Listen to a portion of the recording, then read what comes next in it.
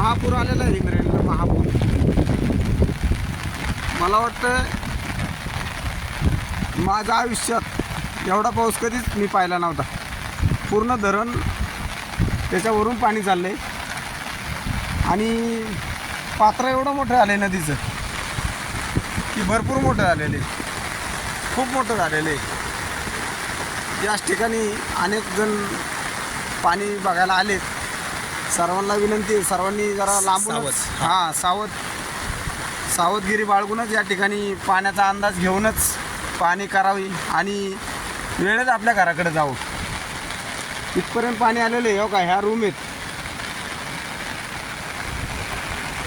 त्या रूमपर्यंत पाणी आहे.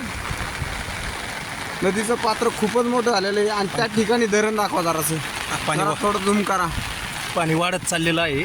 पाणी तर वाढतच आहे. हे धरणाच्या वरती जे हिरवगार दिसते ती जलपर्णी अडकलेली, त्यामुळं पाण्याचा प्रवाह हा धरणाच्या बाजूला शेतामध्ये गेलेला आहे. हे काय इकडं दाखवतोय. हां, जर या ठिकाणी जलपर्णी अडकली नसती तर धरणाच्या वरून पाणी गेलेलं तर आहेच, परंतु त्या जलपर्णीमुळं थोडासा अडथळा निर्माण झालेला आहे.